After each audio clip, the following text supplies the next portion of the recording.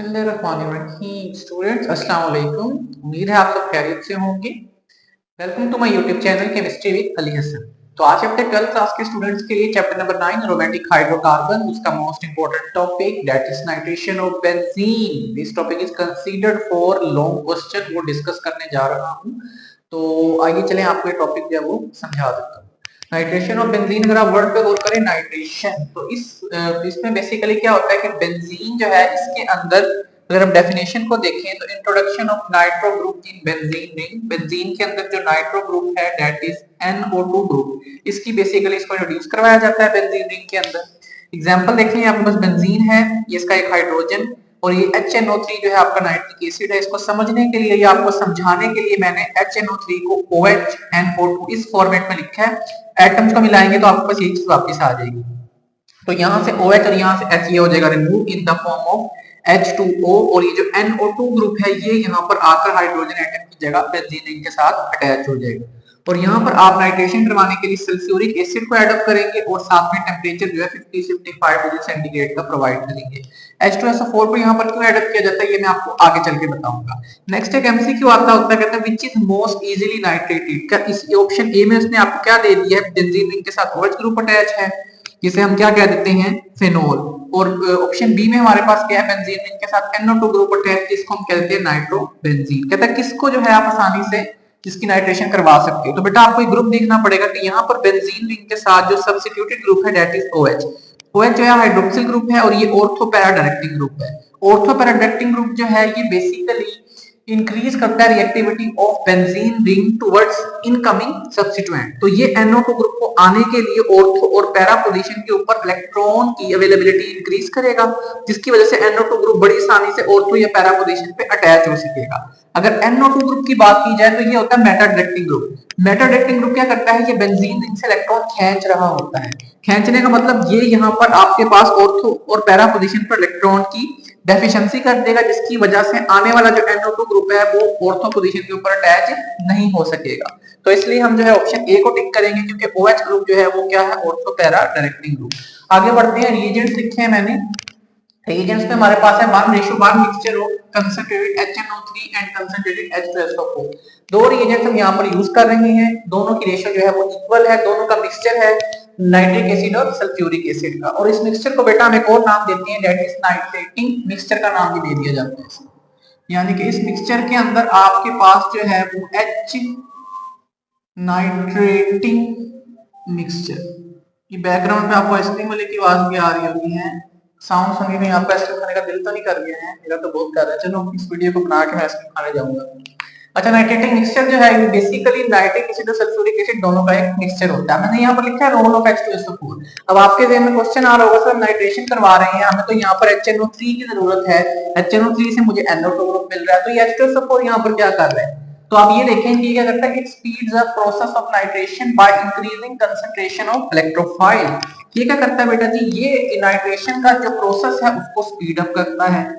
कैसे speed up करता है? ये इलेक्ट्रोफाइल की कंसंट्रेशन को इंक्रीज कर देता है, और आपके पास greater the formation of electrophile, जितना इलेक्ट्रोफाइल ज्यादा बनेगा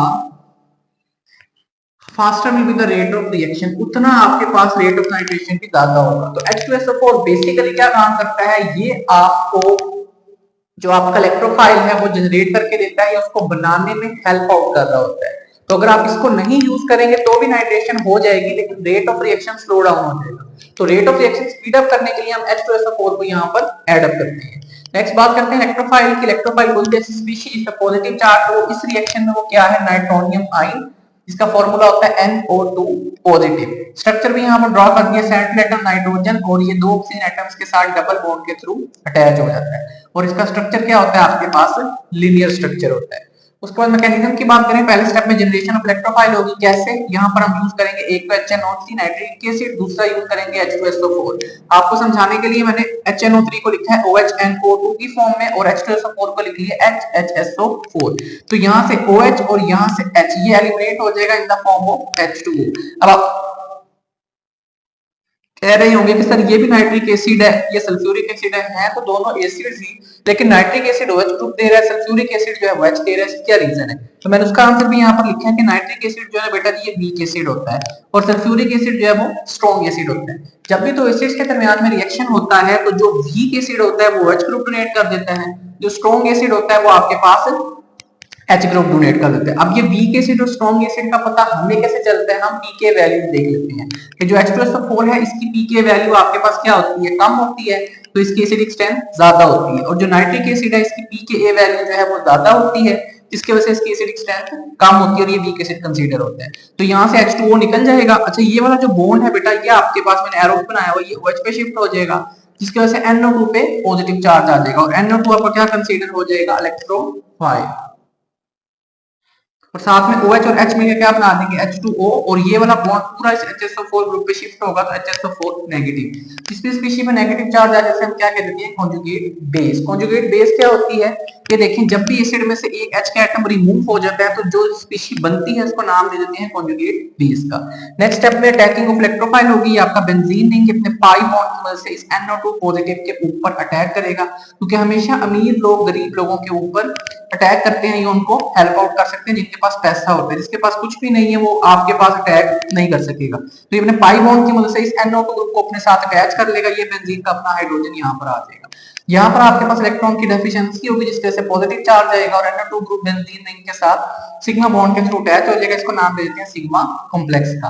बेंजीन रिंग पर पॉजिटिव चार्ज का आना is a sign of unstability के बेंजीन अब अनस्टेबल हो गए, किसी भी सूरत में अपने पॉजिटिव चार्ज को यहां से खत्म करने की कोशिश करेगा। नेक्स्ट स्टेप में देखते हैं पॉजिटिव चार्ज कैसे खत्म होगा। नेक्स्ट स्टेप में होगी डीप्रोटोनेशन, यानी कि हाइड्रोजन रिमूव होगा in the form of H positive या प्रोटॉन।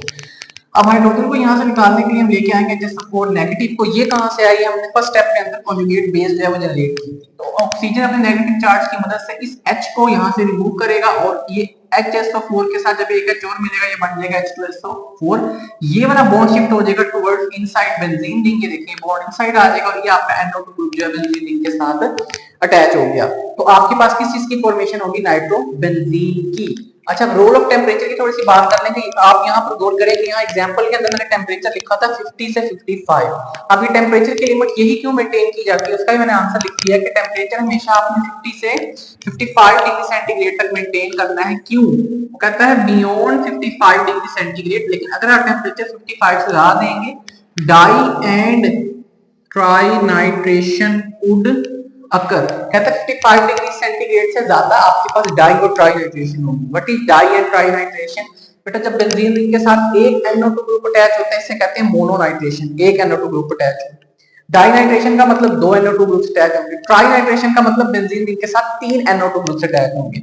अब ये ग्रुप्स अटैच हो जाएंगे तो हमें क्या होता है? इसमें नुकसान क्या होगा? कहता है di and tri nitrated products क्या होते हैं? Highly explosive. इनको जो है रिएक्शन मिक्सचर के अंदर मैनेज करना या इनको कंट्रोल करना या स्टोर करना मुश्किल हो जाता है। क्यों? Due to their explosive nature. ये बनते साथ ही बर्स्ट होने का खतरा होता है क्योंकि आपने टेम्परेचर ऑलरेडी इतना प्रोवाइड किया होता है। तो इस वजह से हम कहते हैं कि हाई टेम्परेचर पे अगर आप जाते हैं तो डाई और ट्राई नाइट्रेशन होगी और बनने वाले प्रोडक्ट्स जो हैं वो एक्सप्लोसिव नेचर के होंगे, उनके बर्स्ट होने का चांस होता है। That's why it is suggested कि आप टेम्परेचर को 50 से 55 इस रेंज के इन बिटवीन रखो, 55 से बियॉन्ड ना जाए, उस केस के अंदर रिएक्शन को जो है कंट्रोल करना मुश्किल हो जाएगा। उम्मीद है आपको ये टॉपिक समझ आ गया होगा। चैनल पर नए हैं तो मेरे चैनल को सब्सक्राइब करें, बेल आइकन पे क्लिक करें और मेरे चैनल को अपने कॉलेज फ्रेंड और कैडेट फ्रेंड के साथ भी शेयर करें। Thank you so much. Allah Hafiz.